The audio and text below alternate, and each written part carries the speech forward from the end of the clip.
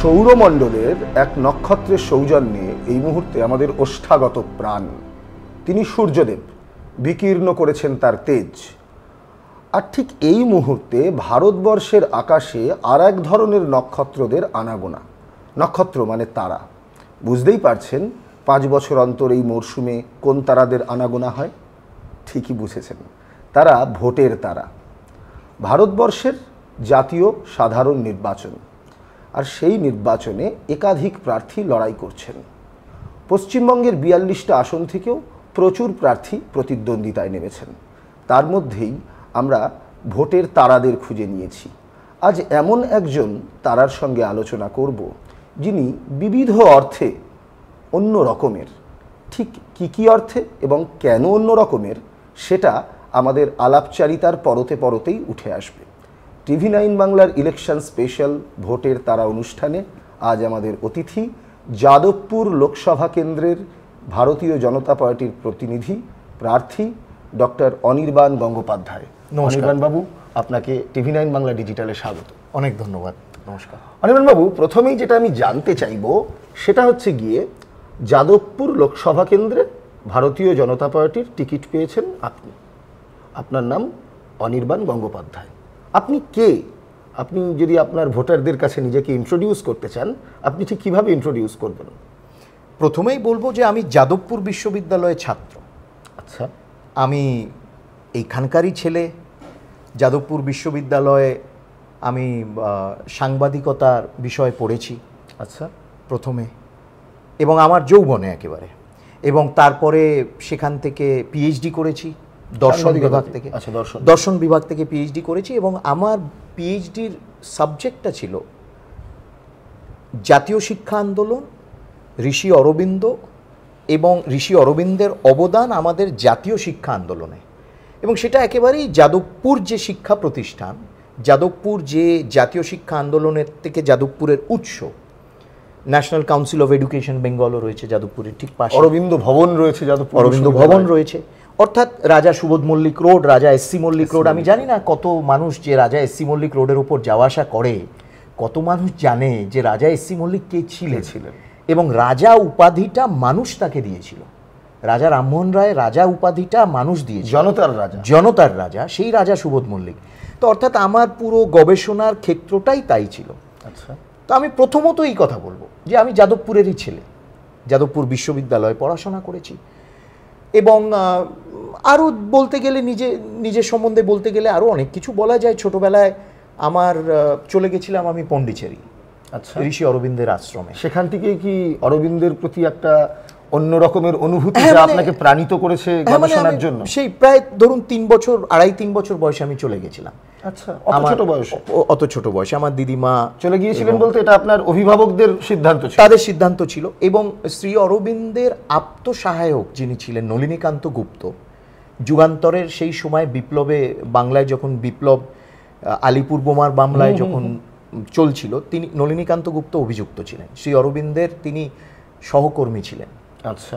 নলিনীকান্ত গুপ্তের বিশেষ অনুরোধে আমাকে আমার অভিভাবকেরা সেখানে পন্ডিচেরিতে নিয়ে যায় এবং আমি তারপর দীর্ঘ প্রায় 21-22 বছর আশ্রমে ছিলাম।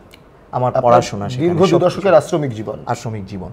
আমি সেখানে পড়াশোনা করেছি, বড় হয়েছি। এবং আজকে বাঙালি বা বাংলা তাদের ভুলে গেছে, মানে এমন কিংবদন্তি ব্যক্তিত্ব সাহানা দেবী, যিনি একেবারে দিলীপ কুমার রায়ের হাতে এবং কবিগুরু রবীন্দ্রনাথ ঠাকুরের হাতে তৈরি করা সেই সাহানা দেবী, চিত্তরঞ্জন দাশের দেশবন্ধুর নিস সাহানা দেবী, তার কোলে পিঠে মানুষ, সেই বিখ্যাত রসরাজ যাকে বলা হতো নলিনীকান্ত সরকার, যিনি একসময় কিংবদন্তি ব্যক্তিত্ব, বাংলায় গান লেখা, ছড়া লেখা, এইসব রসরাজ তাকে বলা হতো। সেই নলিনীকান্ত সরকার আমার ছিলেন লোকাল গার্জিয়ান। এগুলো আমি ভাবি এখন।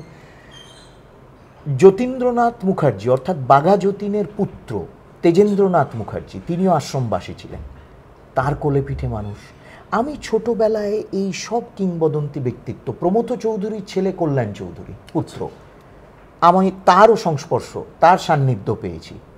অর্থাৎ বলা যেতে পারে যে বাংলার সাহিত্য চর্চা, সংস্কৃতি চর্চার এর প্রেক্ষাপটে ইতিহাসে যারা কিছু কিছু কিংবদন্তি ব্যক্তিত্ব যারা ঋষি অরবিন্দের দ্বারা উদ্বুদ্ধ হয়ে আশ্রম জীবন গ্রহণ করেছিলেন বা তার সাধনা করেছিলেন, আমি আমার শৈশবে তাদের কিছু কিছু মানুষের সংস্পর্শে আমি এসেছিলাম।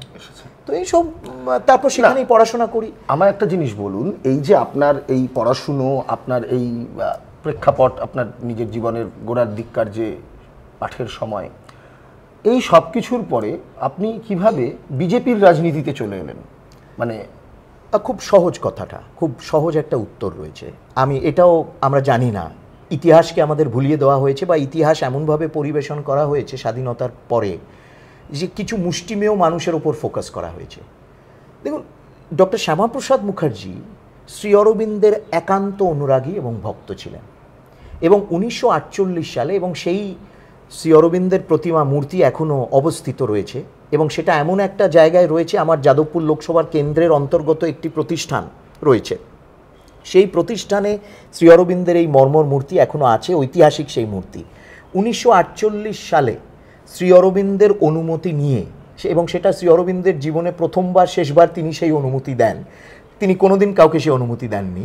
শ্রী অরবিন্দের একটি মূর্তি তার 75তম জন্মবার্ষিকীতে তৈরি করেন শ্যামাপ্রসাদ মুখার্জি, এবং সেটা প্রভাত ফেরি করে কলকাতার রাস্তায় সেটাকে নিয়ে যাওয়া হয়, এবং সেটাকে তারপর তার পুজো হয় 1948 সালে। এবং সেই বিখ্যাত প্রবর্তক সংঘের বিপ্লবী মতিলাল রয় তিনিও উপস্থিত ছিলেন। শ্যামাপ্রসাদ শ্রী অরবিন্দের দ্বারা প্রচণ্ডভাবে অনুপ্রাণিত ছিলেন, এবং পরবর্তীকালে যখন শ্রী অরবিন্দের নামাঙ্কিত শিক্ষা প্রতিষ্ঠান পণ্ডিচেরি আশ্রমে শ্রীমা যখন প্রতিষ্ঠা করতে চাইছিলেন, তখন তিনি শ্যামাপ্রসাদকে আহ্বান জানান এবং শ্যামাপ্রসাদকে অধ্যক্ষ বানান সেই কমিটির। অর্থাৎ আমি যেখানে পড়াশোনা করেছি, আমার শিক্ষা প্রতিষ্ঠান যেটা এক অর্থে বলা যেতে পারে, সেটার ভিত স্থাপন করেছিলেন শ্যামাপ্রসাদ। সেই সূত্রেই সেই শ্যামাপ্রসাদকে ধরে আপনার সে একটা জনসংঘ এবং পরবর্তীতে বিজেপি তার প্রতি একটা ন্যাচারাল অ্যাফিলিয়েশন থাকে শ্যামাপ্রসাদ, এবং শ্যামাপ্রসাদ সম্বন্ধে শ্রীমা এবং শ্রী অরবিন্দের একটা খুব উচ্চ চিন্তাধারা, একটা এটা তো বুঝলাম না, কিন্তু আমার রিসার্চ যদি খুব ভুল না হয়, আপনার প্রপিতামহ তিনি বিপ্লবী ছিলেন এবং তিনি সেলুলার জেলে দিনাতিপাত করেছেন, তার একটি বিখ্যাত গ্রন্থ রয়েছে নির্বাসিতের আত্মকথা। তা এই যে একজন দেশপ্রেমিক বিপ্লবীর রক্ত আপনার শরীরে বইছে, আপনি বিজেপিদের দলে নাম লেখালেন কিভাবে, যাদের স্বাধীনতা আন্দোলনে কোনো ভূমিকা নেই বলে শোনা যায়? না, মানে সেটা তো কমিউনিস্টরা বলে, যারা অ্যাকচুয়ালি যারা ব্রিটিশের দালালি করেছে তারা এই কথাটা বলে। যারা কুইট ইন্ডিয়া মুভমেন্টের সময় 1942 সালে কি তাদের ভূমিকা ছিল আমরা জানি। যারা কংগ্রেসও বলে, যারা নেতাজিকে বলছি আমি, যারা নেতাজিকে তোজোর কুকুর বলতো তারা বলে। কংগ্রেস কোন কংগ্রেস বলে? এই ইন্ডিয়ান ন্যাশনাল কংগ্রেস, এটা এরা চালায়, এটা হচ্ছে ইন্দিরা কংগ্রেস। ইন্ডিয়ান ন্যাশনাল কংগ্রেস 1969-এ শেষ হয়ে যায়। তারপর থেকে নির্বাচন কমিশনে কি নামে নথিভুক্ত আছে ওটা তো চলবে, কিন্তু 1969-এর পর সেই কংগ্রেস আর নেই।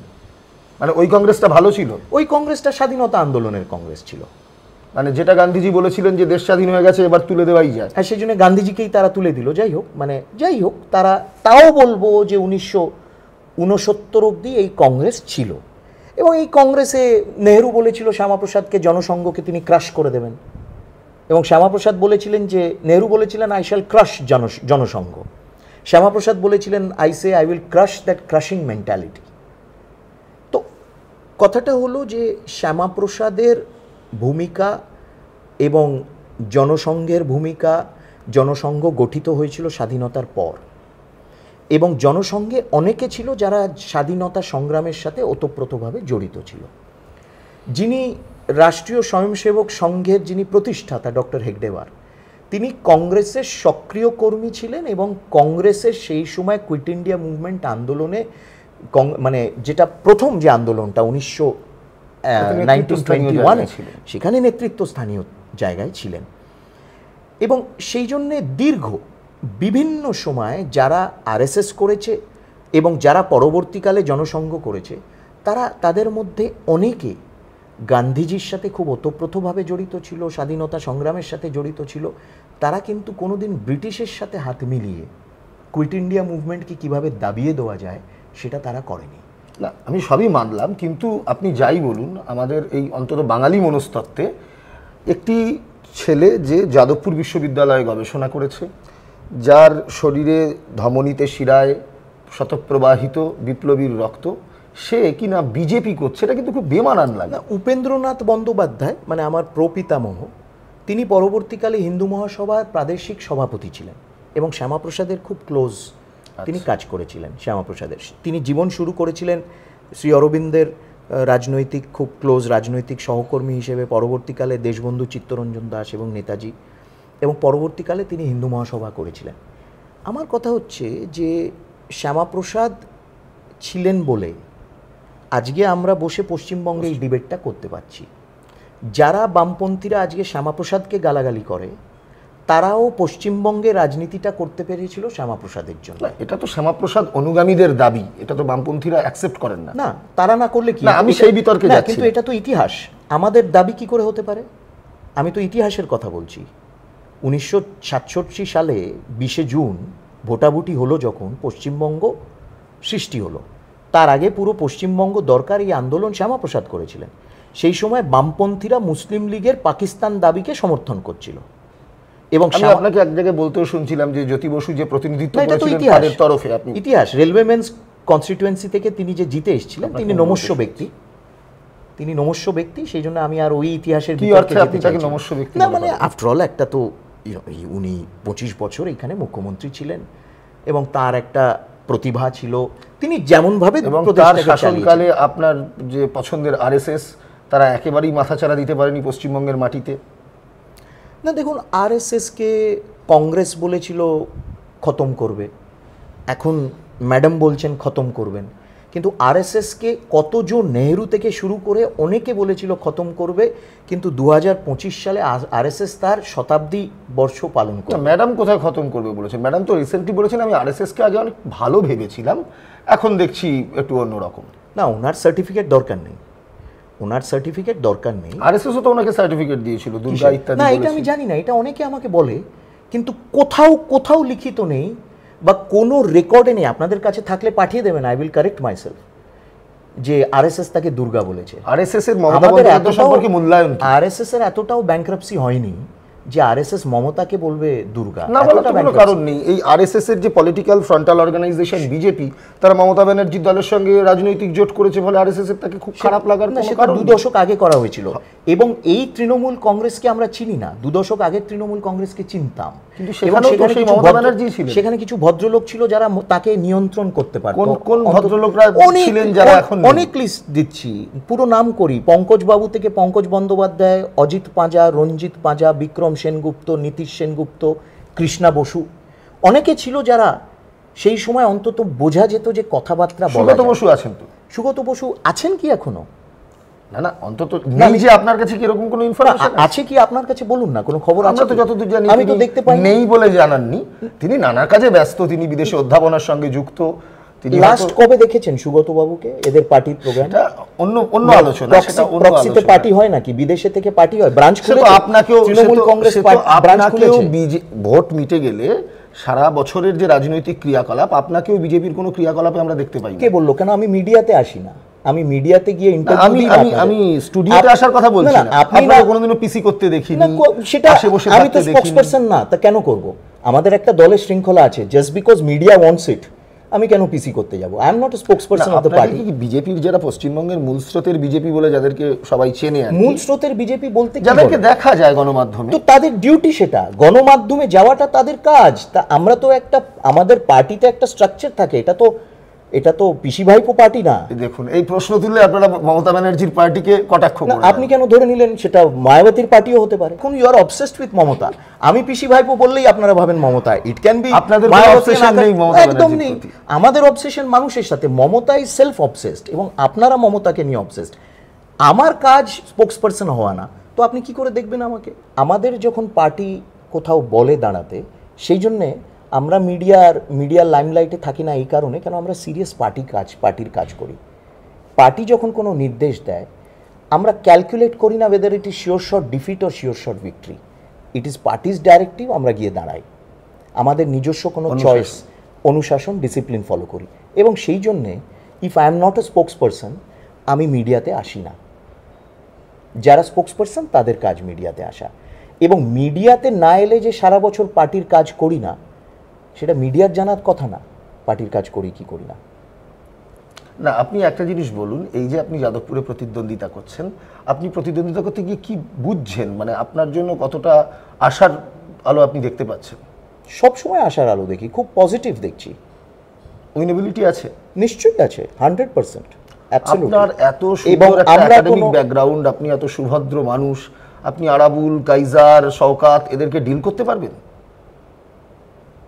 দেখুন, এদেরকে ডিল করাটা ইজ নট মাই ফোকাস।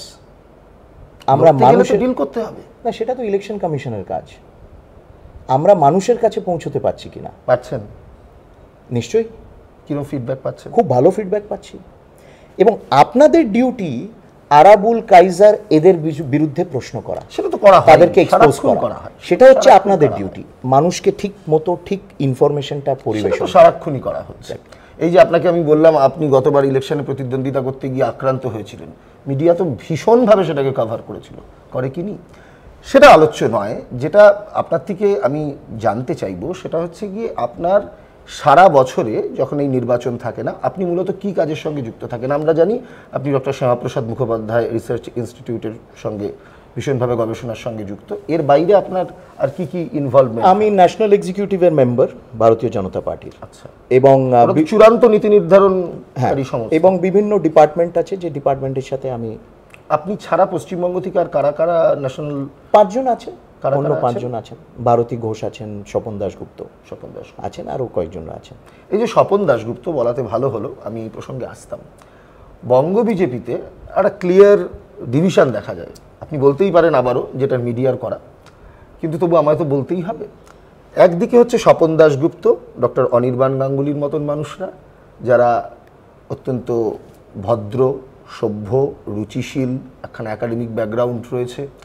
আর এক দল যারা সারাক্ষণ অকথা কুকথা বলছেন এবং ভীষণভাবে একটা রাজনৈতিক আকচির মধ্যে মানে কালাতিপাত করেন। আপনার কি মনে হয় যে আপনি এবং স্বপনবাবু আপনারা হচ্ছেন বঙ্গ বিজেপির একদম সেই থিঙ্ক ট্যাঙ্ক বুদ্ধিজীবী দুটো মুখ? না, আমার সেটা মনে হয় না। আমার মনে হয় যে বঙ্গ বিজেপিতে অনেক অনেক অ্যাচিভার্স রয়েছে, যাদের তারা অনেক একাডেমিক্স রয়েছে, ডাক্তাররা রয়েছে, ডক্টরস আছে, প্রতিষ্ঠিত নাম যারা, তারা বঙ্গ বিজেপির সাথে যুক্ত রয়েছেন এবং সক্রিয়ভাবে যুক্ত রয়েছেন। এবং আমি একদমই বলবো না যে শুধু আমরাই বা আমি একটা একাডেমিক, কিন্তু আপনারা দুজন তো অন্যতম। আমি অন্তত সেটা বিশ্বাস করি না, অনেকে রয়েছে। এটা তো আপনি একটা বিনয় দেখাচ্ছেন। এবার আমি যেটা জানতে চাইবো সেটা হচ্ছে এই যে জাতীয় কর্মসমিতি, সেই জাতীয় কর্মসমিতিতে আপনার ভূমিকাটা মূলত কি? আমাদের বিভিন্ন দায়িত্ব থাকে, স্পেসিফিক ভূমিকা আছে, বিভিন্ন দায়িত্ব বিভিন্ন সময় থাকে, পার্টি যেমন দেয় কাজ দেয়। মানে যেগুলো অতীতে যে দায়িত্বগুলো সামলেছেন যদি বলেন। অনেক, যেমন ধরুন যখন আমরা পুরো লাইব্রেরি, মানে একমাত্র পার্টি যার অনলাইন খুব সুন্দর একটা লাইব্রেরি রয়েছে, ফিজিক্যাল লাইব্রেরি, ডিজিটাল লাইব্রেরি, পুরো কনসেপ্টটা আমরা স্পিয়ারহেড করেছিলাম। আজকে 12টা প্রদেশে আমাদের পার্টির লাইব্রেরি প্রতিষ্ঠিত।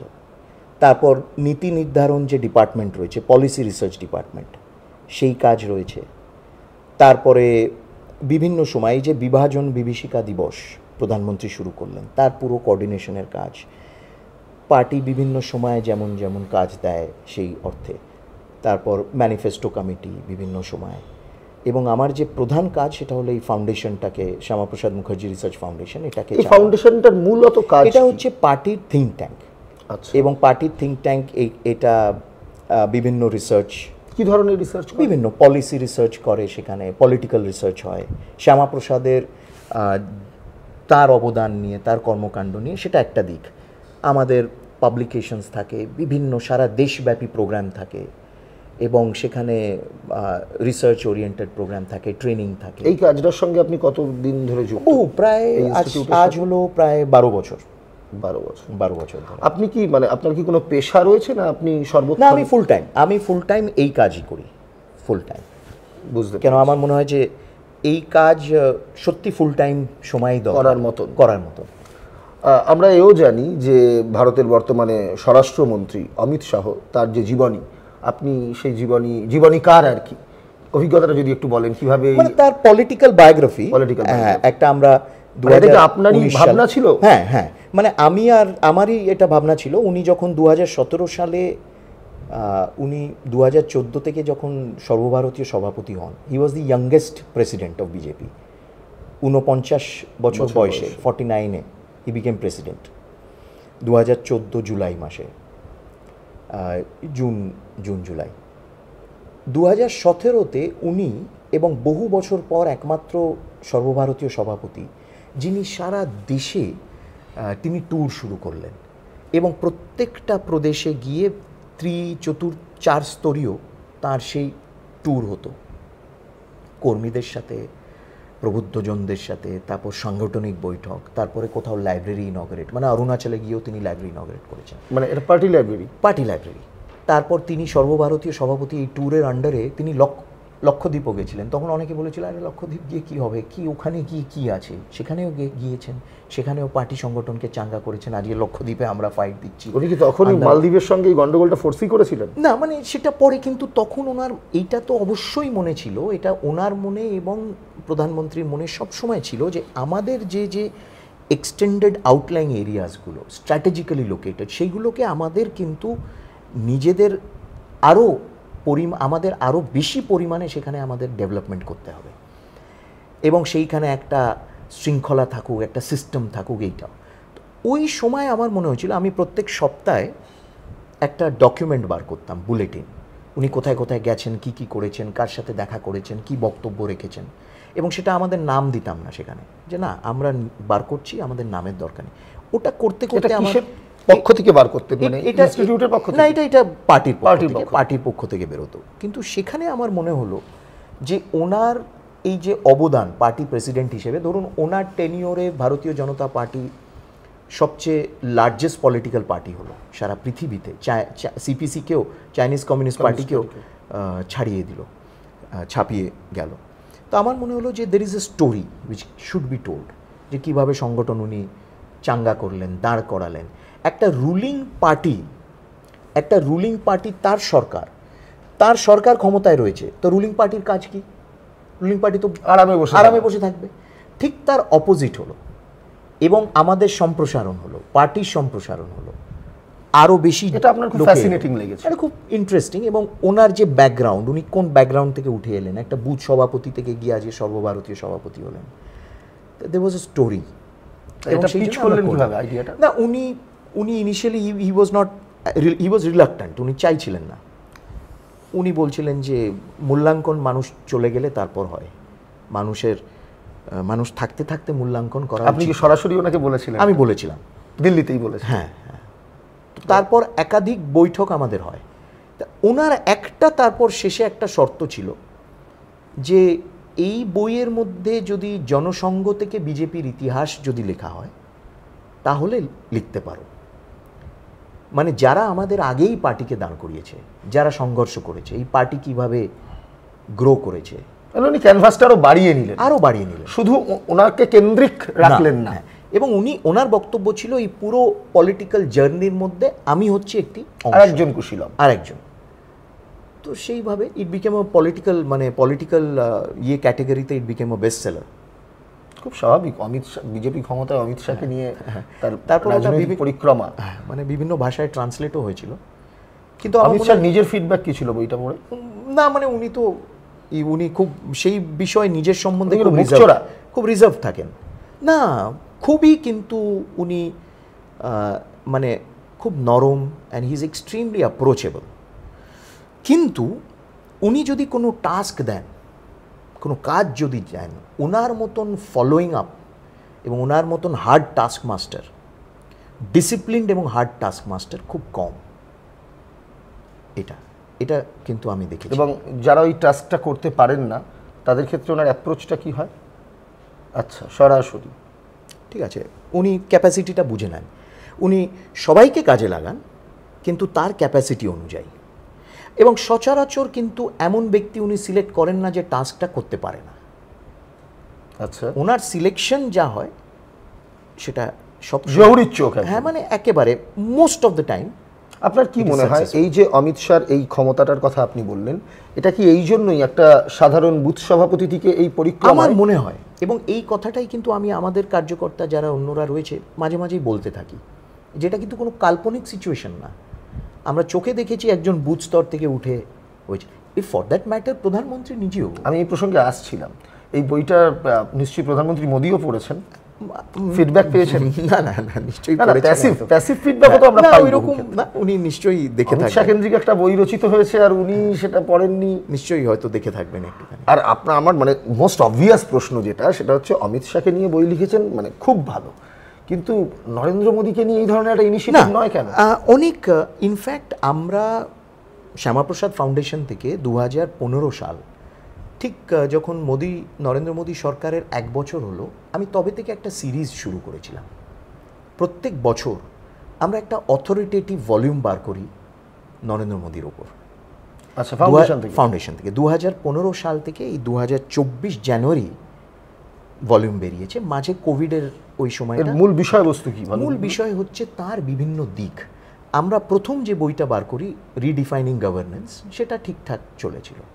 দ্বিতীয় বই যেটা পাথ ব্রেকিং হয়েছিল সেটা ছিল মোদি ডক্ট্রিন, অর্থাৎ বিদেশ নীতিতে, পররাষ্ট্র নীতিতে। এটা কি ইংরেজিতে? এটা ইংরেজিতে। পররাষ্ট্র নীতিতে প্রধানমন্ত্রী নরেন্দ্র মোদীর চিন্তা ভাবনা এবং সেখানে তার পাথ ব্রেকিং ইন্টারভেনশন কি, এবং সারা পৃথিবী থেকে বিশেষজ্ঞদের দিয়ে আমরা লিখিয়েছিলাম। আমরা প্রত্যেকবার সেটাই করি, ভারতীয় বিশেষজ্ঞ, বিদেশি বিশেষজ্ঞ, তাদের নিয়ে লেখানো। তারা বলুক, আমরা বলছি না, তারা বলছে। এবং আমরা ইকোনমি নিয়ে লিখেছি, গভর্নেন্স নিয়ে লিখেছি, ফরেন পলিসি নিয়ে লিখেছি, কম্পাইলেশন, ডিফেন্স। ধরুন 6-7টা ভলিউম রয়েছে, এবং সেই ভলিউমগুলো প্রত্যেকটা ভলিউম ইন্ডিপেন্ডেন্ট। এবং অনেক ক্ষেত্রে আমার সাথে প্রধানমন্ত্রীর আর্থিক উপদেষ্টা কাউন্সিলের যিনি চেয়ারম্যান অধ্যাপক বিবেক দেবরায়, তিনি আমার সাথে কো অথর। কলকাতার যিনি আগে সিপি ছিলেন রঞ্জিত পাচনন্দা, আচ্ছা, তিনি কো অথর হয়েছেন দুটো ভলিউমে। মানে এরকম বিশিষ্ট যখন ছিলেন তারপরে এখন রিটায়ারমেন্টের পরে এইরকম বিশিষ্ট ব্যক্তিদের দিয়ে আমরা এই ভলিউমগুলো বার করেছি। একটা জিনিসই বারবার মনে হচ্ছে যে আপনি একটা এত গুরুত্বপূর্ণ, আপনার একটা অ্যাক্সেস রয়েছে যেখানে মোদি, অমিত শাহ, যারা বিজেপির একদম সর্বোচ্চ দুটো নাম, তাদের ঘরের অন্দরে, মানে আমি রাজনৈতিক ঘরের অন্দরে বলছি, যেখানে আপনার অবাধ যাতায়াত, এটা না পশ্চিমবঙ্গের যারা সাধারণ জনতা, যারা হয়তো আপনার কেন্দ্রে আপনাকে ভোট দেবে কি দেবে না, মানে ভোটার, এটা না কেউ জানে না, জানেন তো? মানে আপনার যে এই ধরনের একটা স্তরে বিচরণ, এটা কেউ জানে না, আর আপনিও কখনো এটা জানাতে চাননি, এটা বোঝাই যায়। আপনার এই গোটা বিষয়টা দেখলে কি মনে হয়? মানে এরকম প্রচুর নেতানেত্রীর কথা আমরা জানি আপনার দলের, যাদের এই স্তরটা তো কষ্ট কল্পনা, তার অর্ধেকের অর্ধেক স্তরেও তাদের গম্যতা নেই, কিন্তু আপনার এই জায়গাটা রয়েছে। এটা নিয়ে আপনি কি বলবেন? দেখুন, আমি এইভাবে দেখি যে যে কোনো মানে রাজনীতির ক্ষেত্রে বলা যেতে পারে you should be able to move around in various spheres. মানে আমি এই স্তরে আছি, আমি একেবারে গ্রাসরুটে পলিটিক্স করতে পারবো না। না না, এটা তো আপনার দিক থেকে, এটা তো আপনার মানে আমি সেইভাবে আর কি, কিন্তু এই যে আপনার কথা সেভাবে লোকজন খুব বিশেষ কি জানে বলে আপনার মনে হয়? না, মানে আপনার কি মনে হয়? এটা আমি বলে দিতে পারি না, জানে না, মানে সারাক্ষণ প্রচারের আলোয় থাকি না বলে সেই জন্য। এবং কেন থাকেন না? থাকি না এই কারণে আমার, মানে আমি আপনাকে আত্মপ্রচার করতে বলছি না, কিন্তু আপনি যে কাজগুলো করেন আমার ধারণা এগুলোরও খুব বিশেষ প্রচার ওই বিজেপি, শ্যামাপ্রসাদ ইনস্টিটিউট, এই পরিমণ্ডলের বাইরে বোধহয় না। একটা ক্ষেত্রে ধরুন থিঙ্ক ট্যাঙ্ক বা রিসার্চ, গবেষণা, এই ক্ষেত্রে প্রচারটা রয়েছে। মানে আমাদের ধরুন এই Shyama Prasad Mukherjee foundation university of Pennsylvania একটা সার্ভে করতো, think tank survey, think tank index বলতো। আমরা লাগাতার top 40 think tanks, global think ট্যাঙ্কসের মধ্যে we would figure think tanks with political affiliation, top 40। আমরা কোনো লবি করিনি কোনোদিন। সাধারণত অনেকে লবি করে নিজেদের নাম ওঠায়, নেভার ডান দ্যাট। লবি করার দরকার কি? হ্যাঁ, মানে বিজেপি যেখানে ক্ষমতায়, এত বড় নিজের কাজ, রাষ্ট্রশক্তি, let the work speak for itself। আপনি বলছেন কাজের মেরিটেই কাজের রেকগনিশন। তো একটা ক্ষেত্রে মানুষের আইডিয়া রয়েছে, এবং আমাদের কাজটা যেহেতু একটা খুব স্পেশালাইজড, একটা খুব ফোকাসড, সেই ডাইমেনশনে মানুষ জানে। হ্যাঁ, এখন একটা হলো যে এক সময় আমি ভাবি যে সিরিয়াস কাজ করতে গেলে একটু প্রচার থেকে বাইরে থাকে, মাসের বাইরে চলে যেতে হয়, একটু প্রচার থেকে সারাক্ষণ প্রচারে থাকলে কি সিরিয়াস কাজটা হয়। এবং আমাদের যেহেতু একটু স্পেশালাইজড, কিন্তু তার আউটকামটা তো একটু প্রচারে আসা দরকার, আসে প্রসেসটা না মানে একটা লেভেলে ধরুন আসে। এবার আরো মানুষের কাছে যত যাওয়া, মানুষের কাছে যখন যাচ্ছি, মানুষ নিজেরা আরো একটু খুঁজে নিচ্ছে, বুঝছে, জানছে, সেই সূত্রে তারা আরো জানতে পারবে হয়তো। আপনার এই যে এই যাবতীয় কাজের কথা আপনি বলছেন, এই কাজগুলোতে এই যে আপনার ভীষণভাবে সক্রিয় হওয়া, এটা কি 2014 সালের পরবর্তী সময়ে, মানে এই পর্যায়ে সক্রিয় হওয়া? না, প্রায় ধরুন 2012-13 থেকে। তার আগে আমি একটা থিঙ্ক ট্যাঙ্কের সাথে যুক্ত ছিলাম, সেটা কোন? বিবেকানন্দ ইন্টারন্যাশনাল ফাউন্ডেশন, সেটা দিল্লিতে একটা থিঙ্ক ট্যাঙ্ক, সেটা একটা বিশেষ দায়িত্বে, গবেষণার দায়িত্বে আমি ছিলাম। মানে সেটাও কি মানে এনিওয়ে কানেক্টেড উইথ স্যাফরন? মানে ন্যাশনালিস্ট থিঙ্ক ট্যাঙ্ক, এটা কোনো পার্টি অ্যাফিলিয়েশন নেই, ইট ইজ অ্যাবসলিউটলি ইন্ডিপেন্ডেন্ট। আমি সেখানে ছিলাম, তারপরে আমি সেখান থেকে আসি পার্টিতে। সেই সময় অবধি মানে যখনও আসেননি তখনও পর্যন্ত আপনার সঙ্গে পার্টির সরাসরি কোনো যোগাযোগ ছিল? সবসময় একটা এমনি একটা অ্যাফিলিয়েশন তো ছিলই। এবং যেহেতু আমরা তো ছোটবেলা থেকে, ধরুন আমি 16 বছর বয়স থেকে আরএসএস এর সাথে যুক্ত, এবং ন্যাচারালি আরএসএস এর নিয়মিত সঙ্গে যাতায়াত করতে সব সময় ছোটবেলা থেকে। আমরা পন্ডিচেরিতে থাকার সময়, পন্ডিচেরিতে থাকাকালীন আমার কিছু খুব মানে প্রবীণ প্রচারকদের, যারা ওই আশ্রম জীবন গ্রহণ করেছিলেন, তাদের সাথে আমি সংস্পর্শে আসি। আপনি দিলীপ ঘোষকে চিনতেন তখন? না, তখন চিনতাম না। তো তখন ওনারও তো একটা দীর্ঘ সংঘের জীবন, দিলীপদা তো ধরুন অন্য এলাকায় কাজ করেছেন। আমি পন্ডিচেরিতে আস্তে আস্তে এই প্রচারকদের সাথে সংস্পর্শে আসি। তখন ন্যাচারালি একটু এমনিতেই আশ্রমে ছিলাম, এবং মাইন্ডসেটটা তখন একটু চেঞ্জ হয়ে যায়, যে একটু হ্যাঁ অন্যরকম কাজ করতে চাই। মানে আপনি সঙ্গে যে যাতায়াত করতেন, ওই খাকি পোশাক ইত্যাদি পরে, মাথায় টুপি টুপি পরে? না, ওইরকম না, ইনিশিয়ালি ওইরকম না। আমি শুধু ছবিটা ভাবার চেষ্টা করছি। না, মানে ইনিশিয়ালি ওরকম না। ইনিশিয়ালি তো আমি যখন ছোটবেলায় যাদের সংস্পর্শে এলাম, তারা তো আশ্রম জীবন নিয়েছিলেন, সেই জন্য সেখানে খালি ওই একটা আলোচনা, তাত্ত্বিক, তারপর একটু মূল্যবোধ, এইসব নিয়েই কথাবার্তা, আধ্যাত্মবাদ। তারপর আস্তে আস্তে তারপর তো যখন যেমন গণবেশ যেটাকে বলা হয়। 12 সালে পার্টিতে জয়েন করার কি কারণে? দেখুন, ইনার কল ছিল না, শ্যামাপ্রসাদ মুখার্জি ফাউন্ডেশনের তখন কেউ কর্ণধারের ওই জায়গাটা তখন রিক্ত ছিল। আচ্ছা। এবং সেটাকে the party wanted somebody to take that up.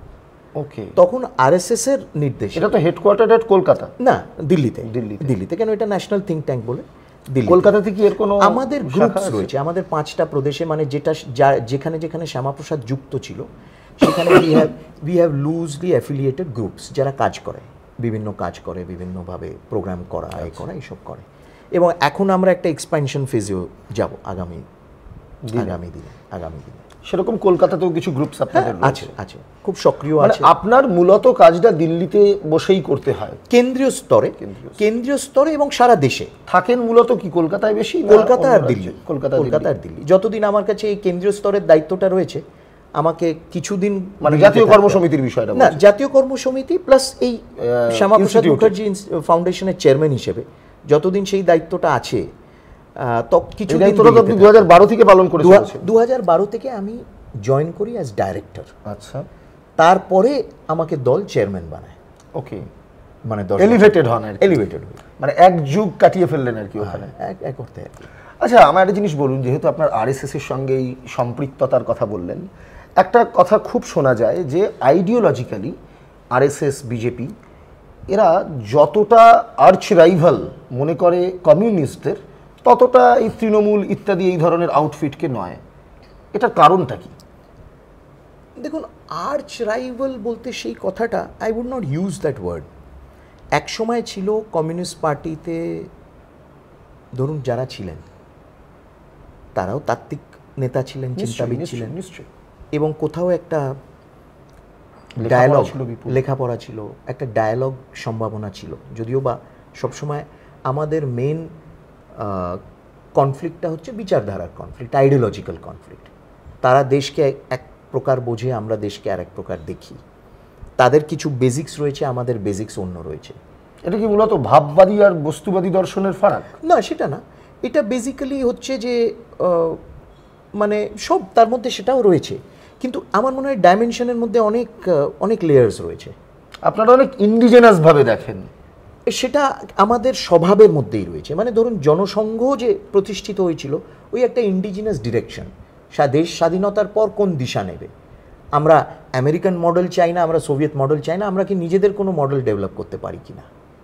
তো এটা আমাদের ভাবধারায় সবসময় রয়েছে। ধরুন আমরা যখন স্বাবলম্বী বলছি, আত্মনির্ভরতার কথা বলছি, আমরা আত্মকেন্দ্রিত কথা বলছি না। ঠিক, কিন্তু যখন ত্রিপুরা বিজেপি জেতে বামেদের হারিয়ে, বিজেপির নেতৃত্বের একটা ডিফারেন্ট লেভেল অফ স্যাটিসফ্যাকশন ছিল, জাস্ট একটা অন্য রাজ্য জেতার মতন নয়।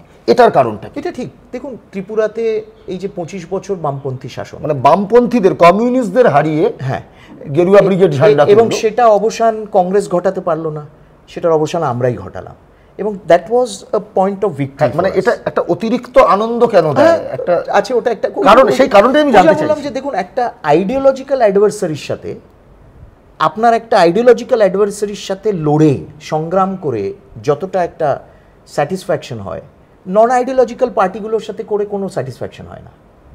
মানে then you have proved your point, তোমার ideological basics has triumphed over the others. মানে বলছেন একটা ঠিকঠাক শত্রু হতে গেলেও যোগ্যতা লাগে। সব সময় অ্যাবসলিউটলি একটা লেভেল লাগে। তো মানে লেফট আপনাদের যোগ্য শত্রু, একদম একটা লেভেল লাগে। আমি শত্রু বলবো না, অ্যাডভার্সারি, সেই অর্থে আর শত্রু মিত্র ওইভাবে তো আমরা দেখি না, এটা অ্যাডভার্সারি, এবং তার একটা লেভেল, তার একটা সেই জন্য দুঃখ হয় যে আজকে লেফটে আমি দেয়াল লিখনগুলো দেখছি, লেফটের স্লোগান এবং তৃণমূলের স্লোগানও এক দেয়ালে দুটো তাদের দেয়াল লিখন হচ্ছে, স্লোগানটাও এক। লেফটের আজকে পুরো, এবং এটা সত্যি ভাববার, লেফটের মেধা কমে গেছে বলছেন একেবারে। মানে তাদের রাজনীতিটা, পুরো রাজনীতিটাই হচ্ছে কংগ্রেস কেন্দ্রিত। কংগ্রেস কি নীতি নেবে না নেবে, লেফট সেটাকে সমর্থন করবে কি করবে না জাতীয় স্তরে। How can it be? তার কারণ তো আপনারা এমনভাবে বিরোধীদেরকে মার্জিনালাইজ করে দিয়েছেন যে তারা তো এখন এন্ডেঞ্জার্ড হয়ে যাচ্ছে। না, আমি বলছি যে মার্জিনালাইজ কি আমরা করতে পারি বিরোধীদের? মানুষ করছে তো। আপনার প্রধানমন্ত্রী তো কংগ্রেস মুক্ত ভারত চেয়েছে। হ্যাঁ, সেটা আমরা আচ্ছা, আপনি চাইতেই বলুন পারি। তো, এটা একটা গণতান্ত্রিক আমি বলছি পদ্ধতিতে এটা কেউ চাইতে পারে? না, আমরা তো চাইতেই পারি, কেন না? গণতান্ত্রিক পদ্ধতিতে আমরা চাইছি, কিন্তু গণতন্ত্র তো বিরোধীর কণ্ঠস্বরই সবচেয়ে বেশি গুরুত্বপূর্ণ। সেটা কি আমাদের দায়িত্ব? বিরোধীরা নিজেদের টিকিয়ে রাখবে সেটা তাদের দায়িত্ব। বিরোধীদের স্পেস, যদি বিরোধীরা নিজেদের না টিকিয়ে রাখতে পারে তাহলে তো আর গণতন্ত্রই থাকবে না। সেটা তো আমাদের দায়িত্ব না। বিরোধীরা নিজেদেরকে টিকিয়ে রাখতে পারছে না কেন? মানুষ তাদের সমর্থন করছে না, তারা মানুষের স্বতন্ত্র প্রশ্ন না, সেটা স্বতন্ত্র প্রশ্ন, অ্যাবসলিউটলি না। আমরা এইটা কেন, আমরা বিরোধীরা কিন্তু আঞ্চলিকভাবে নিজেদেরকে এস্টাবলিশ করেছে বিভিন্ন জায়গায়। আমরা 50 বছর, তাই তো, আমরা 50 বছর আমরা বিরোধী পক্ষে থেকে রাজনীতি করেছি, এবং সেই জন্য আমরা বিরোধী শূন্যর কথা বলি না। বিরোধীরা কেন নিজেদের ঠিক রাখতে পারছে না? তারা মানুষের পাশে যেতে পারছে না কেন? মানুষের কাছ থেকে তারা সমর্থন পাচ্ছে না। এই জন্যই আপনারা এজেন্সি দিয়ে বিরোধীদেরকে নানান রকম ভাবে বিপর্যস্ত করছেন। কখনো আয়কর পাঠাচ্ছেন, কখনো ইডি পাঠাচ্ছেন, কখনো সিবিআই পাঠাচ্ছেন। মানুষের পাশে যা কোর্ট রয়েছে, মানুষের কাছে তারা কেন যেতে পারছে না? কোর্ট সেও এক বিতর্কিত বিষয়। এজেন্সি দিয়ে তো কেন কোর্ট বিতর্কিত কি করে হলো? বিবিধ ক্ষেত্রে আমরা তো কমিটেড জুডিশিয়ারির কথা বলিনি, কংগ্রেস বলতো। তা যেরকম ঠিক, আপনারা তো এবং জুডিশিয়ারি তো আমাদের বিরুদ্ধে প্রধান বিচারপতিকে নিয়ে এসে রাজ্যসভা সাংসদ করে দিয়েছে। তাতে কি হয়েছে? ফলে তার দিয়ে আসা রায়গুলো অশোকনাথ রায়কে চিফ জাস্টিস তুলতে পারে। অশোকনাথ রায়কে চিফ জাস্টিস সুপারসিড করে কে বানিয়েছিল? আমরা তো বানাচ্ছি রিটায়ারমেন্টের পর। পশ্চিমবঙ্গ এবং আমাদের রঙ্গনাথ মিশ্রকে ভুলে গেছেন। রঙ্গনাথ মিশ্রকে রিটায়ার করিয়ে আপনারা ক্যান্ডিডেট করে দিলেন। আমরা রিটায়ার করার কে? রঙ্গনাথ মিশ্র কোন পার্টির ছিলেন এবং তিনি জাস্টিস ছিলেন? রঙ্গনাথ মিশ্র কোন পার্টির এমপি ছিলেন? অনির্বাণ বাবু, আপনিও জানেন, আপনি একটা পাল্টা উদাহরণ দিলে আমি যেটা বলছি সেটাকে খণ্ডন করা যায় না। না, আপনিও জানেন এই উদাহরণগুলো আপনারা under the carpet brush up. আপনারা এখন ক্ষমতায় রয়েছেন, আপনাদের উদাহরণ নিয়ে খুব বেশি করে কথা হবে। কেন? এটাই তো স্বাভাবিক। কিন্তু আপনাদের সরকার কি সংবাদ মাধ্যমের ভূমিকায় অখুশি? না, একদমই না। খুশি তো একদম। সবার সাথে তো ইন্টারঅ্যাক্ট করছেন, সব মন্ত্রীরা পিসি করছে, যার যে লেভেল তারা সেই লেভেলে এনগেজ করছে মিডিয়ার সাথে। এবং আপনারা বলতে পারবেন না যে এই সরকার এনগেজ করে না মিডিয়ার সাথে। না, সরকারের কথা তো, কিন্তু একবারের জন্য বলতে পারবেন না প্রধানমন্ত্রী একটি বিশেষ রাজ্যের মুখ্যমন্ত্রীর মতন পাবলিকলি প্রেস কনফারেন্সের সময় এই বেশি খবর করছো তুমি, এই খবরটা একটু দেখে নেবে, এরকম ভাবে কোনো প্রধানমন্ত্রী, ভারতীয় জনতা পার্টির কোনো মুখ্যমন্ত্রীকে অ্যালিউট করলেন, সেই মুখ্যমন্ত্রী সম্পর্কে এই মুহূর্তে বিজেপি এবং আরএসএস এর মূল্যায়ন কি? দেখুন, আরএসএস এর কোনো মূল্যায়ন থাকে না। আরএসএস এর মূল্যায়ন থাকে একদমই না। যাবতীয় মূল্যায়ন তো আরএসএস এরই থাকে। একদম না। RSS is not bothered with who is the chief minister, who is not. উনি আরএসএস সম্বন্ধে ওনার কিছু কিছু গোল গোল ধারণা আছে, সেটা আরএসএস তার মতন করে পরিষ্কার করে দেয়। যখন বিজেপির মূল্যায়ন কি? বিজেপির মূল্যায়ন তো অনেক, বিজেপির মূল্যায়ন হচ্ছে যে তার, সংক্ষেপে যদি একটু গুরুত্বপূর্ণ মূল্যায়নের অংশ না দেখুন, গুরুত্বপূর্ণ মূল্যায়ন হচ্ছে যে তিনি এই রাজ্যটাকে কোন দিশা এবং কি করতে চান, তার ভাষার স্তর, তার রাজনীতির স্তর এবং তার গভর্নেন্সের স্তর সবটাই কিন্তু খুব দিনে দিনে একটা এমন স্তরে যাচ্ছে যে এটা কিন্তু বাঞ্ছনীয় না। মোদি দিদির কি সেটিং আছে? আপনি তো দিল্লিতে একেবারে ঘনিষ্ঠ মহলে মেশেন ওদের সঙ্গে, সত্যি করে বলুন তো। না, ওটা আমি জানি না। আমার তো অন্তত মনে হয় যে মোদি যে ধরনের রাজনীতি করেন বা উনি যে ধরনের ওনার অ্যাপ্রোচ, উনি সেটিংয়ে বিশ্বাস করেন না। না, উনি তো 14 সালে এসে আমাদের ব্রিগেডে বলেছিলেন 2 হাতে লাড্ডু ইত্যাদি। সেটা সব জায়গায় তো বলেন তিনি। কোনো রাজ্যের ক্ষেত্রে, সেখানে আমাদের সরকার হোক না হোক, কোনো মুখ্যমন্ত্রী বলতে পারবে না যে নরেন্দ্র মোদী তাদের সাথে বৈষম্য করেছে, একটি রাজ্য ছাড়া।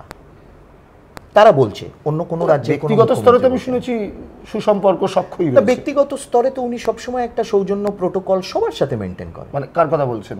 মোদি, নরেন্দ্র মোদীর সাথে। প্রধানমন্ত্রী সবার সাথে মেনটেন করেন, কোনো সে আপনার নবীন পটনায়ক থেকে শুরু করে স্ট্যালিনের পর্যন্ত, বিজয়ন থেকে শুরু করে সব যারা বিরোধী পক্ষ রয়েছে।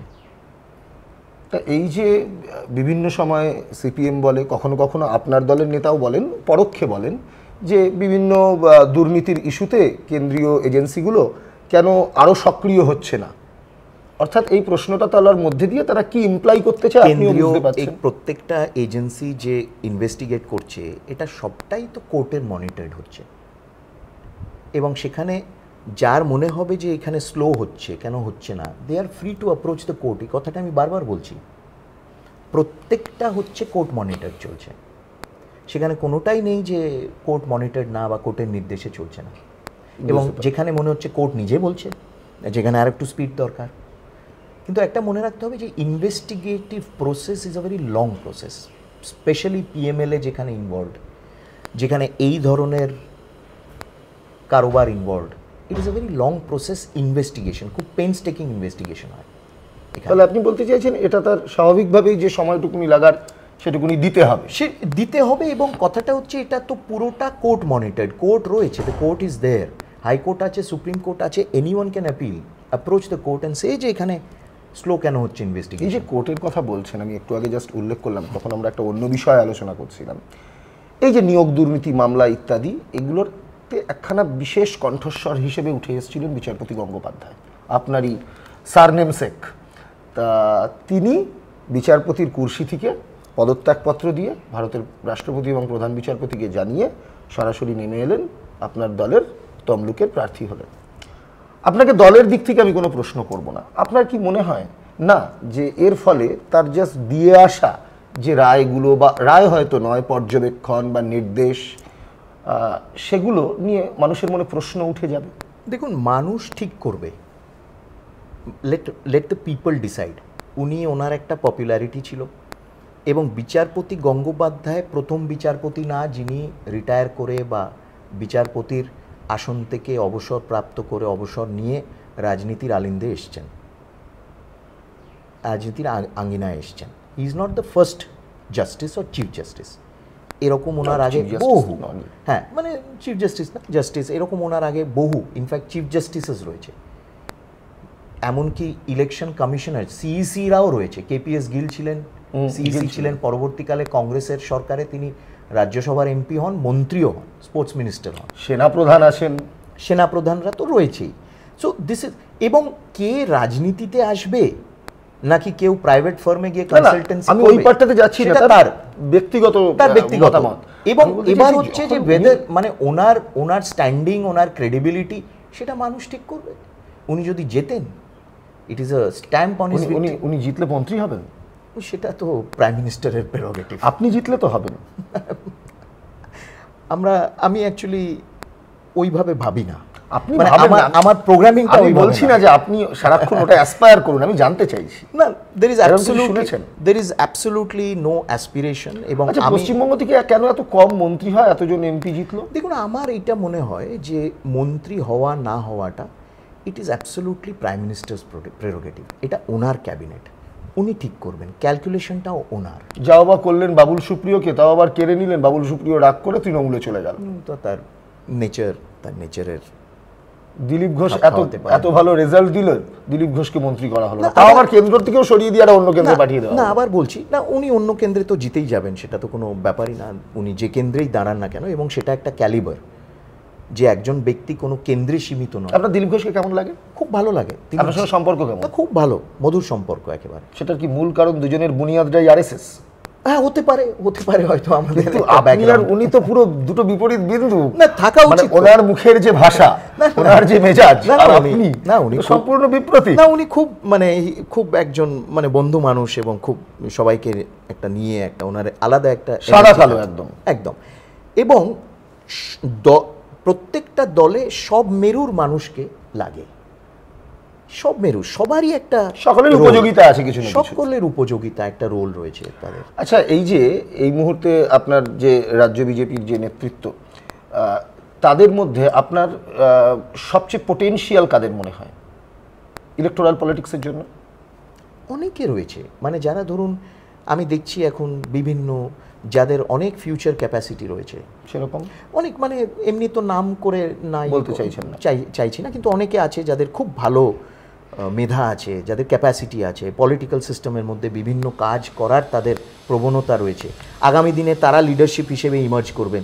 শুভেন্দুদা তো আছেই, দেখুন উনি যেভাবে এই দলে এসে কিন্তু আপনাদের প্রোডাক্ট নয় যে না, কিন্তু you see the way he has, উনি যেভাবে এই দলের মধ্যে ইমবাইব করেছেন, অ্যাবজর্ব করেছেন, এবং বাংলায় আজকে ইলেকট্রাল পলিটিক্স বোঝা, ওনাকে ছাড়া ভাবতে পারছি না বিজেপি।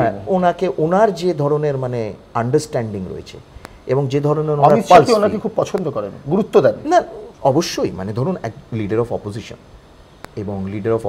এবং উনি লাগাতার 2021 থেকে এখানে চালিয়ে গেছেন, ইনসাইড দি অ্যাসেম্বলি এবং বাইরে, এবং দলের অন্যান্য যারা রয়েছেন তারাও যেভাবে কন্টিনিউয়াসলি এগিয়ে গেছে, এই এতটা একটা প্রতিকূল পরিস্থিতির মধ্যে এই দলকে আবার দাঁড় করানো, প্রধান বিরোধী দল হিসেবে প্রতিষ্ঠিত করা, এবং বিজেপি, আমরা কোনোদিন ভাবিনি যে আমরা প্রধান বিরোধী দল হব।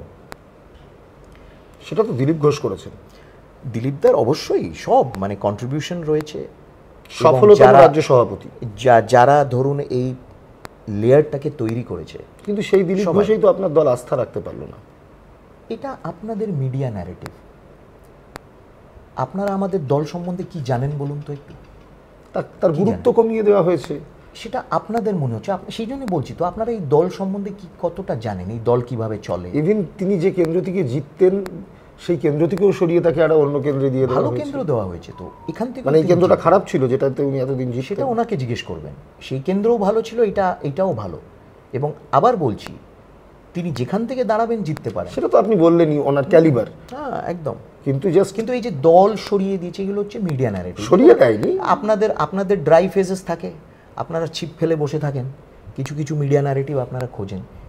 এই দলে কোনো পোস্ট স্ট্যাটিক না। আবার বলছি, পিসি ভাইপোর পার্টি না এটা। এই দলে প্রত্যেক পোস্ট 3 বছরের জন্য থাকে, রোটেশনাল হয়, আবার নতুন লোক আসে, যারা দায়িত্ব পালন করেছে তাদের অন্য স্তরে নিয়ে যাওয়া হয়, কোনো সময় দায়িত্ব থাকে না, পার্টি তাদের অন্য কাজ দেয়। দল এইভাবে চলে এসছে, 72 বছর ধরে এই দল চলছে। এই দলে কোনোদিন স্প্লিট হয়নি, এই দল বন্ধ হয়ে যায়নি, তালা লাগেনি এই দলে। 51 সালে শ্যামাপ্রসাদ শুরু করেছিলেন, 2024-এ নরেন্দ্র মোদী 400 সিট পাবেন, এবং 2019-এ পাবেন। হ্যাঁ, 2019-এ 303 সিট পেয়েছিলেন। এই দল এর মাঝখানে কোনো স্প্লিট হয়নি, বন্ধ হয়নি, চলতে থেকেছে। এমনি হয় না, এমনি হয় না। এই দলের মধ্যে কিছু আছে, সিস্টেমের মধ্যে কিছু আছে, স্ট্রাকচারের মধ্যে কিছু আছে। কি আছে বলুন তো? সেটা আপনারা ঠিক আমরা তো বাইরের, আপনি তো ইনসাইডার। আইডিওলজি, কমিটেড ওয়ার্কার্স, এবং স্বার্থহীনভাবে দলের কাজ করা। এই দলের এমন কার্যকর্তা রয়েছে, এখনও রয়েছে, আগে তো ছিল, যাদের ব্যাংক অ্যাকাউন্ট পর্যন্ত ছিল না, যারা মরে গেলে কে তাদের দাহ করবে এটাও কেউ জানতো না। এই দল এইভাবে দাঁড়িয়েছে, এমনি দাঁড়ায়নি। এবং সেই জন্য দিলীপ ঘোষকে কোথায় করা হলো না হলো, ওইটা আপনারা ওই কংগ্রেস আদলে কিন্তু এই দলকে জাজ করবেন না। এবার এই আলোচনা থেকে সরাসরি চলে আসি আপনার লোকসভা কেন্দ্রের লড়াইতে।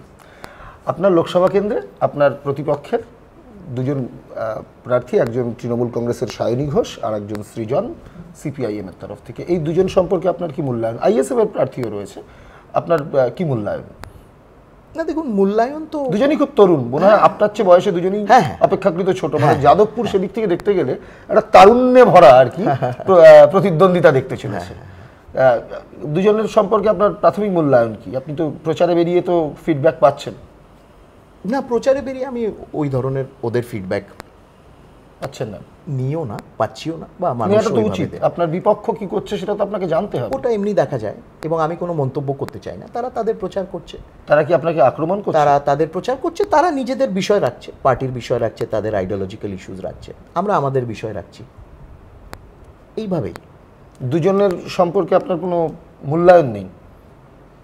আমি ওই সায়নীর সম্পর্কে তো থাকা না, উচিত। ঠিক আছে, মানে ওনার নিজের ব্যক্তিগত অবস্থান যেগুলো, সেগুলো অতীতে যা যা ওনার ব্যক্তিগত অবস্থান, বিশেষ করে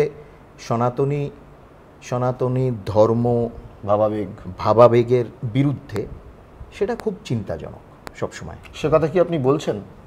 মানুষ বলছে, আপনি বলছেন না। মানে আপনি মানুষের কি বলছেন ভোটারদেরকে গিয়ে? দেখুন, আমাদের 10 বছর, এটা কেন মনে রাখতে হবে, প্রধানমন্ত্রীর নির্বাচন, এটা আমরা 10 বছর আমাদের রেকর্ড সারা দেশে এবং পশ্চিমবঙ্গের জন্য আমরা কি করেছি সেটা মানুষের কাছে তুলে ধরা, আগামী দিনে আমরা কি করতে চাই সেটাও মানুষের কাছে তুলে ধরা।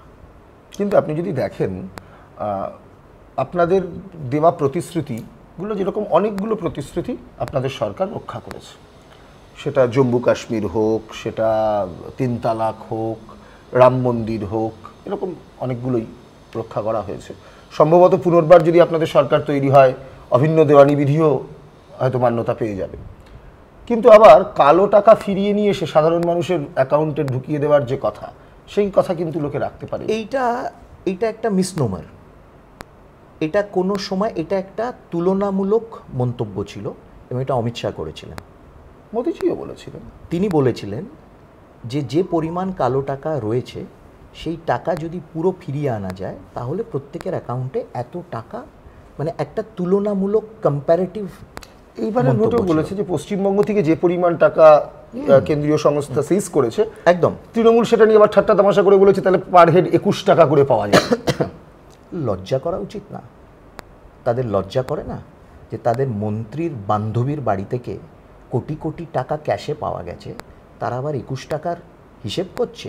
কেডি সিংয়ের অ্যালকেমিস্ট হেলিকপ্টার নিয়ে যখন ঘুরছিল তখন মনে ছিল না 21 টাকা না 22 টাকা না 12 টাকা? কিন্তু 35,000 কোটি টাকা বালুবাবু যখন দুর্নীতি করলেন, 3 কোটি ভুয়ো ফেক কার্ড, অভিযুক্ত বলুন এখন তো যাই বলুন না, ঠিক আছে, খুব ভালো দুর্নীতি করলেন। হ্যাঁ, 10,000 কোটি টাকা ফরেক্স কোম্পানিতে বাইরে পাঠিয়েছে, তাই না? দুটো মন্তব্য, এক হলো কংগ্রেসের ইশতেহারে ছিল 2004-এর ইশতেহারে, যে কংগ্রেস ক্ষমতায় এলে 2 কোটি চাকরি প্রত্যেক বছর কংগ্রেস দেবে।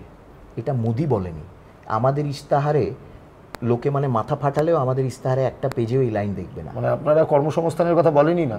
2 কোটি কর্মসংস্থানের কথা মোদি বলেনি, ওটা কংগ্রেসের ইশতেহারে রয়েছে 2004-এর, দেখে নেবেন। এবং এটা মোদি মনে করিয়ে দিয়েছিল যে কংগ্রেস, এবং তিনি 2013-14-তে যখন ক্যাম্পেইন শুরু করেছিলেন মনে করিয়ে দিয়েছিলেন যে কংগ্রেস বলেছিল 2 কোটি চাকরি প্রত্যেক বছর দেবে। কি হলো তার? ওটাকে টুইস্ট করে কংগ্রেস বলে মোদি বলেছে 2 কোটি চাকরি দেবে। It is just like that 15 lakh in bank account. আপনি যে কেন্দ্রে প্রতিদ্বন্দ্বিতা করছেন, কম বেশি তাতে 20 লক্ষ ভোটার, প্রায় 10 লক্ষ পুরুষ, প্রায় 10 লক্ষ মহিলা। তো এই 10 লক্ষ মহিলা তো সবাই লক্ষ্মীর ভাণ্ডার পায়, আপনাকে ভোট দেবে তারা? দেখুন, তারা আলটিমেটলি ভোট দেবে কি না সেটা তো বিচারাধীন। পাশাপাশি রূপলী পর্দা থেকে সায়নীর মতন মুখ, 15 বছর তারা, মানে এমনিতে তো যাদবপুরের মানুষ দেখেছে রূপলী পর্দা থেকে যারা আসেন তারা কতটা কাজ করেন না, মানুষের পাশে দাঁড়ান না, এবং মানুষই অভিযোগ করে, তারাই বলছে দরকারের সময় তাদের দেখা যায় না, পাওয়া যায় না, তারা পাশে দাঁড়ায় না। মহিলারা আলটিমেটলি ভোট দেবে, কত দেবে সেটা তো দেখা যাবে। কিন্তু কথাটা হচ্ছে যে লক্ষ্মী ভাণ্ডারের যে কনসেপ্টটা ভালো, সেটা আগামী দিনে চলুক। নরেন্দ্র মোদী বলছেন অ্যাকচুয়াল আত্মনির্ভরতা, এবং তিনি তার সেই কনসেপ্টে কাজ করছেন। আমরা অ্যাকাউন্টে টাকা পৌঁছে দিতে পারি, কিন্তু কি ধরনের স্কিম আগামী দিনে করা যেতে পারে যেখানে মহিলারা অ্যাকচুয়ালি নিজেদের পুঁজি থাকবে, নিজেরা আত্মনির্ভর হবে, নিজেরা নিজেদের পায়ে দাঁড়াবে, সেটা হচ্ছে ফোকাস প্রধানমন্ত্রী। এম্পাওয়ার করার কথা বলছেন একদম। এবং তিনি গত 10 বছরে তাই করেছেন, সেই ফিগার্সগুলো রয়েছে। আগামী দিনে তিনি আরও করতে চাইছেন। তো আমাদের এই এজেন্ডা নিয়ে মানুষের কাছে যাওয়া। আপনার কি মনে হয় এই এজেন্ডা নিয়ে? এবং লক্ষ্মী ভাণ্ডারে কাটমানিও হয়, এটা তারাই, মহিলারাই বলছে লক্ষ্মী ভাণ্ডার তো পাচ্ছি, কিন্তু সেখান থেকেও তো আবার টাকা দিতে হচ্ছে। আপনি কি বলছেন আপনার ভোটারদের গিয়ে, কেন তারা আপনাকে ভোট দেবে? নরেন্দ্র মোদীকে ক্ষমতা এক হলো তার অ্যাচিভমেন্ট, এবং যাদবপুর লোকসভা কেন্দ্র করে কি কি আরও আমরা আগামী দিনে করতে চাই। আপনাকে তো একটা বেশি সময় দিল্লিতে থাকতে হবে এই সমস্ত রিসার্চ ইত্যাদির কাজে, আপনাকেও কি খুব একটা পাওয়া ঠাওয়া যাবে এখানে যদি আপনি যেতেন? না, দিল্লিতে থাকতে হবে কেন? না না, আপনার যে মানে সেটা তো কাজকর্মগুলো রয়েছে বলছেন, সেটা সেটা নিয়ে একটু আগেই কথা হচ্ছিল, আপনার গবেষণার সেটা কাজ তো একটা দায়িত্ব, সেটা তো একটা দায়িত্ব। মানে আপনার পক্ষে কি সম্ভব হবে আপনার কনস্টিটিউয়েন্সিকে নার্স করা? না, সুগত বাবু তো হারওয়ার্ডে থাকতেন, তুমি তো মানে দিল্লি তো হারওয়ার্ড থেকে কাছে কাছে তো মোটামুটি, মানে দিল্লি যেতে 2 ঘন্টা লাগে, হারওয়ার্ড যেতে। কংগ্রেসের একটা দারুণ 16-18 সংগঠন ঘন্টা ছিল, ফলে সুগত বাবুর হয়ে তার দলের না, ওটা সংগঠন তো আরাবুল দেখতো, আরাবুলের হাতে ছেড়ে দিয়েছিলেন। এবং সেই দারুণ সংগঠন কি কাজ করেছে তো আমরা জানি। আপনাকে সুভাষকে পার্টি অফিসে পাঠিয়ে দেবেন, সুভাষকে পার্টি অফিসে পাঠিয়ে দেবেন। আপনাকে কি কারোর হাতে ছাড়তে হবে যদি আপনি না না, আমরা তো হ্যান্ডস অন, আমরা তো আর সেলিব্রিটি না, আমরা হ্যান্ডস অন। কিন্তু আপনারা থিঙ্ক ট্যাঙ্ক, তো তাতে কি হয়েছে? ফলে আপনাদেরও গুরুত্ব বা অন্য জায়গায় ব্যস্ততা কিছু সেটা কম না? আমাদের ওপর ছেড়ে দিন না, আমরা তো মানুষের পাশে থাকি। কোভিডের সময় আমরাই ছিলাম, টিকটক দেবীকে পাওয়া যায়নি কোভিডের সময়, এখানেও মানুষের পাশে আমরাই ছিলাম। তো বামপন্থী বামপন্থীরা তো ক্ষমতায় আসবে না, ওরা তো ক্ষমতায় এখানেও আসবে না, ওখানেও আসবে না। তো সৃজনবাবু কি করবেন এই যাদবপুর লোকসভার জন্য?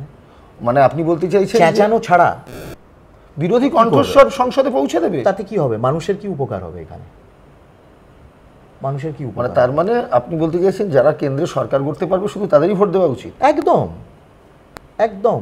কেন আমরা আঞ্চলিক দলকেই ভোট দেওয়া যাবে না? সেটা মানুষ বুঝবে না। আপনি এই কথাই এবং আঞ্চলিক দলের রেকর্ড কি সেটা তো আমরা জানি, বিভিন্ন স্তরে আঞ্চলিক দলের রেকর্ড, সেটা তো মানুষ দেখছে। আপনার কি মূল্যায়ন এই 42টা সিটে কটা ভারতীয় জনতা? আমি বলছি অপ্রত্যাশিত ফল আমরা পাবো। ভালোর দিক থেকে না খারাপ? ভালোর দিক থেকে অবভিয়াসলি। গতবার যা পেয়েছিলেন তার চেয়ে বেশি? নিশ্চয়ই। বাম কংগ্রেস খাতা খুলতে পারবে? দেখা যাক, দেখা যাক। সম্ভাবনা আছে? কংগ্রেস হয়তো অধীরবাবুর আসনটার কথা ভাবছেন? হয়তো হতে পারে, দেখা যাক। কিন্তু অধীরবাবুর ওখানেও এখন খুব টাফ ওনার পক্ষেও। খেলোয়াড় নেমে পড়েছেন? না, ভারতীয় জনতা পার্টি খুব ভালো ক্যান্ডিডেট দিয়েছে সেখানে, ফলে ভোট কাটাকাটি। ও তো বহিরাগত যাকে দাঁড় করিয়েছে তৃণমূল কংগ্রেস। তৃণমূল কংগ্রেস কয়েকটা বহিরাগতকে দাঁড় করিয়ে দিয়েছে এখানে। মানে যেটা তৃণমূল কংগ্রেস অবাঙালি বহিরাগত বলে, রাজ্যসভায় অবাঙালি বহিরাগতকে পাঠিয়েছে, এখানে বহিরাগতদের দাঁড় করিয়ে দিয়েছে। পেলো না আর লোক, এখানে খেলোয়াড় পেলো না। গুজরাট থেকে খেলোয়াড়, এদিকে আবার বলে গুজরাট হতে দেবো না, এদিকে গুজরাট থেকে খেলোয়াড় আমদানি করে এখানে বহরমপুরের মতন একটা গুজরাটের নেতৃত্বকে মোকাবিলা করতে গেলে তো গুজরাটের খেলোয়াড় ভালো, তাই তো দেখা যাক। অনেক ধন্যবাদ অনির্বাণবাবু আমাদের সঙ্গে এতটা কথা বলার জন্য। আপনি ভালো থাকবেন। নমস্কার, অনেক ধন্যবাদ।